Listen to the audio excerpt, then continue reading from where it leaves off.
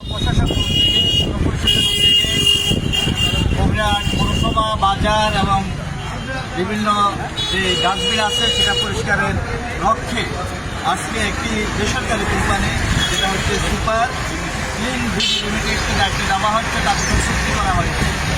আপনারা জানেন যদিও প্রত্যেকটি পৌরসভার নিজস্ব সুপার থাকে, কিন্তু সেই সুপার দায়িত্বহীনতার কারণে ভালোভাবে কাজ না করার কারণে আজকে এই সিদ্ধান্ত নিতে হচ্ছে।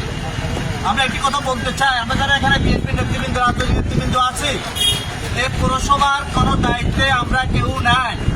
এই পৌরসভার ভালো মন্দ দায় দায়িত্ব দেখার জন্য পৌর প্রশাসন আছে, পৌর পরিষদ আছে, কিন্তু তবুও কিছু কিছু বাজে মানুষ এটা এড়িয়ে দিয়ে বিভিন্ন সমস্যাগুলো নিয়ে আমাদেরকে জড়িয়ে কথা বলার চেষ্টা করে। কিন্তু আমরা যে দায়িত্বটুকু পালন করি এটা শুধুমাত্র আমরা আমাদের রাজনৈতিক কারণে, সামাজিক কারণে আমরা ভূমিকাটা রাখি, এটা আমাদের দায়িত্ব নয়। আমরা একটু বলছি, আপনারা জানেন এই কবিরাট হাই স্কুল সংলগ্ন যে ময়লা স্তূপ, কলেজ এবং স্কুলের মাঝখানে যে ডাস্টবিন, মাছ বাজারের সাথে যে ডাস্টবিন এবং কবিরাট পৌরসভা 7 নম্বর এবং 8 নম্বর ওয়ার্ড ক্লাব করার রাস্তায় যে ময়লা স্তূপ, এইগুলো নিয়ে আমরা একাধিকবার কথা বলেছি, প্রতিবাদ করেছি, পুরো প্রশাসনকে আমরা বলেছি ব্যবস্থা গ্রহণ করার জন্য, কিন্তু বিভিন্ন সীমাবদ্ধতার কারণে তারা যথাযথ সময় ব্যবস্থা নিতে পারেননি। আজকে ওনারা একটা উদ্যোগ নিয়েছেন, সেই উদ্যোগের জন্য আমরা পৌর প্রশাসন সহ সবাইকে ধন্যবাদ জানাই। আমরা এইটুকু বলবো, এটা শুধু পৌরসভার দায়িত্ব না, এটা শুধু রাজনৈতিক নেতৃত্বের দায়িত্ব না, এটা যারা বাজারের ব্যবসায়ী, এটা আপনাদের দায়িত্ব আছে, যারা এলাকায় বসবাস করেন জনগণ, আপনাদেরও দায়িত্ব আছে, এদেরকে সহযোগিতা করতে হবে।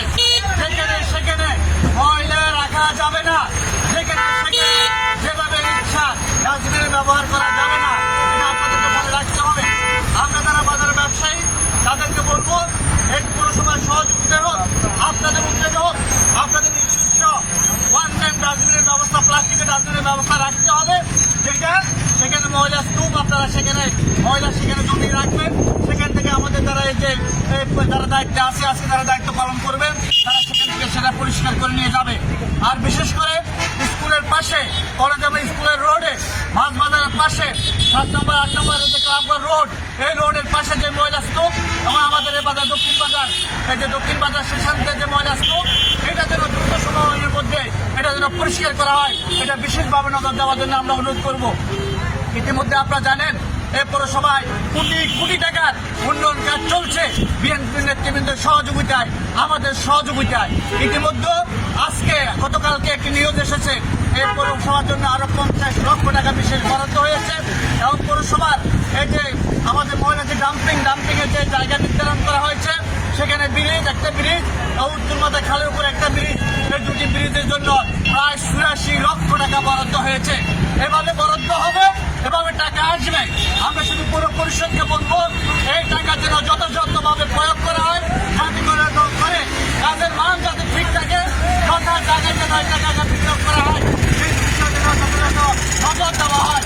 আমরা এলাকার মানুষকে বলতে চাই, এলাকার মানুষের সমস্যা আগাবে, যা করণীয় আমরা আমাদের সরকারের সহযোগিতায়, আমাদের এমপি ফখরুল ইসলাম ভাইয়ের সহযোগিতায়, আমরা বিএনপি নেতৃত্ব আপনাকে আশ্বাস দিতে চাই, সব ধরনের সহযোগিতা করা হবে। পর্যাপ্ত বরাদ্দ এসেছে এবং পর্যাপ্ত অর্থ বরাদ্দ আনা হবে। এই পৌরসভার উন্নয়নে আমরা গত সময় যেভাবে গুরুত্বপূর্ণ ভূমিকা রেখেছি, আগামী দিনে আমরা ভূমিকা রাখবো। আমরা শুধু আপনাদের সকলের সহযোগিতা চাই, ভালো কাজগুলোর বিষয়ে আপনারা সমালোচনা না করে ইতিবাচক ভূমিকা রাখবেন, সেই প্রত্যাশা রেখেই আমি শেষ করছি। খুদা হাফেজ, বাংলাদেশ জিন্দাবাদ।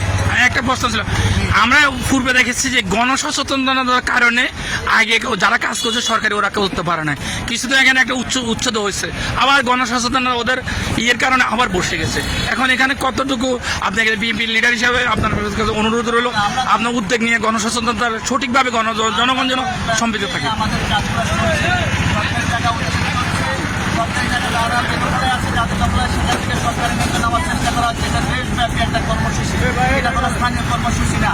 কিন্তু আমরা আপনাদেরও সহযোগিতা চাই, এই বিষয়গুলোতে আপনারা লিখবেন, যাতে করে অন্যায়ভাবে কেউ সুবিধা নিতে না পারে।